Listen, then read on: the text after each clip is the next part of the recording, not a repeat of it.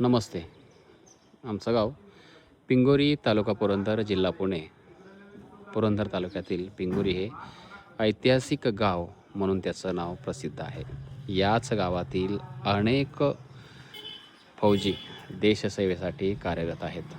आपण पाहतोय आज कारगिल विजय दिन आणि 26 जुलै 1999 रोजी कारगिल विजय दिन म्हणून घोषित केला.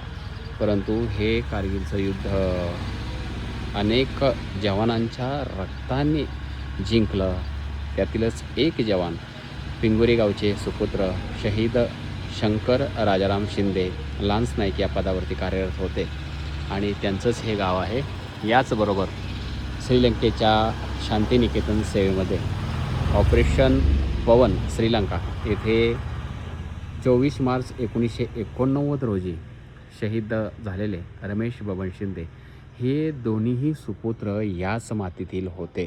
म्हणजे पिंगोरी गाव या गावातील प्रत्येक घरातील एक तरी व्यक्ती देशसेवेसाठी कार्यरत आहे. असा हा वारसा आजही जसाच्या तसाच युवकांनी चालू ठेवलेला आहे. आणि आज बरोबर 3 जुलै 1999 रोजी शहीद शंकर राजाराम शिंदे हे शहीद झाले आणि आज गावामध्ये त्यांच्या स्मृतीस आणि बरोबर 527 जवान या कारगिलच्या युद्धामध्ये शहीद झाले होते. त्यांच्या स्मृतीचं अभिवादन करण्याकरता आज अख्खं गाव जमा झालेलं होतं. आणि हे कारगिलचं युद्ध अतिशय खडतर होतं. जवळजवळ 2 मेला सुरू झालेलं युद्ध थांबण्याकरता जुलै महिन्यातला शेवटचा मला वाटतं 23 तारखेला किंवा काहीतरी युद्ध थांबलं आणि 26 जुलैला आपण तिथे झेंडा फडकवला असं म्हटलं असा इतिहास आहे. आणि हा रक्तरंजित इतिहास ज्या फौजी लोकांनी पाहिला, अनुभवला आणि त्यात 527 आपले जवान शहीद झाले म्हणजे ही किती घटना प्रेरणादायी आहे. कारण स्वतःचं मरण माहीत असताना देखील जीवाची आकांक्षा म्हणजे आपला जीव अर्पण करणं हे काय सोपी गोष्ट नव्हती. रात्रंदिवस चाललेला हा युद्धाला पूर्णविराम झाला आणि आज 26 जुलै रोजी कारगिल विजय दिन, ऑपरेशन विजय कारगिल असं म्हटलं जातं, तो दिवस होता.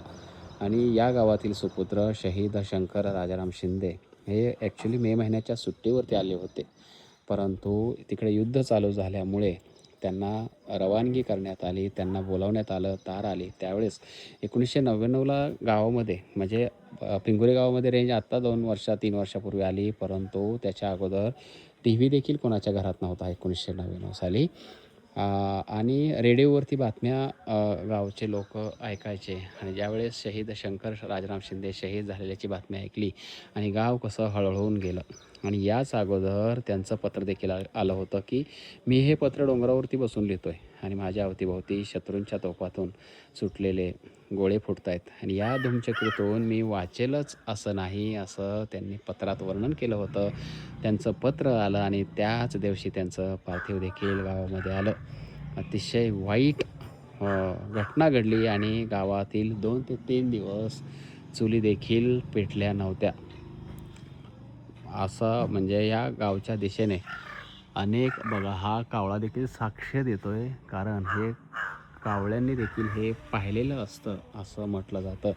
तर त्या दिवशी गावामध्ये 3 दिवस गावातील कोणाच्याही घरी चुली पेटल्या नव्हत्या.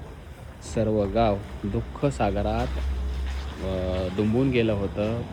अश्रू अनावर होत होते आणि गावातीलच नव्हे तर बाहेरून देखील लोकांची ये-जा होत होती.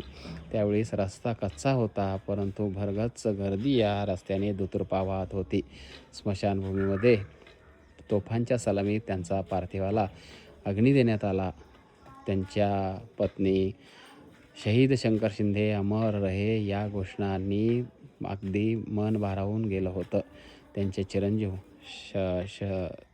रणजित शेठ शिंदे आणि बंधू सागर शिंदे याचबरोबर सीमा दिदी अशी 3 छोटी लेकरं सोडून हा जवान ज्यावेळेस गेले सर्व काही देशसेवेकरता त्यांनी प्राण अर्पण केला, त्यावेळेस मात्र खूप वाईट वाटलं. कारण जाताना त्या चिमुकल्यांच्या चेहऱ्यावरून डोक्यावरून हात फिरवत ते लहानपणी ज्यावेळेस आपला वडील जातो कोणाचाही त्यावेळेस खूपच वाईट वाटतं. आणि हा दिवस काळा दिवस आमच्यासाठीच म्हणजे 3 जुलै अ, हा दिवस 1999चा हा आमच्या गावासाठी फार काळा दिवस होता. तो दुःखद क्षण आम्ही कधीही विसरणार नाहीत. आज 26 जुलै या कारगिल विजय दिनानिमित्त त्यांच्या पवित्र स्मृतीस आपण अभिवादन देण्याकरता आलेलोच आहोत आणि हेच ते त्यांच्या आठवणीतील हे स्मारक आपण बघतोय. शहीद लान्स नाईक शंकर राजाराम शिंदे, जन्म जून 1965 आणि शहीद दिन 3 जुलै 1999. त्यांच्या वाट्याला 40-45 वर्षच आली, पण त्यातील देशसेवेसाठी त्यांचं हे योगदान हे फार महत्त्वाचं होतं. त्याचबरोबर शहीद शिपाई रमेश बबनराव शिंदे, जन्म 4 मे 1955 आणि शहीद दिन आहे 24 मार्च 1989. ही लोक कमी दिवस जगली, परंतु देशासाठी अभिमानास्पद गोष्टी करून गेली. त्यांच्या रक्ताच्या या थेंबाथेंबातून इतिहास आजही जागा आहे आणि या दोन्हीही वीरांना आपल्या पिंगुरी गावच्या वतीने, याचबरोबर सर्व देशवासीयांच्या वतीने विनम्र अभिवादन.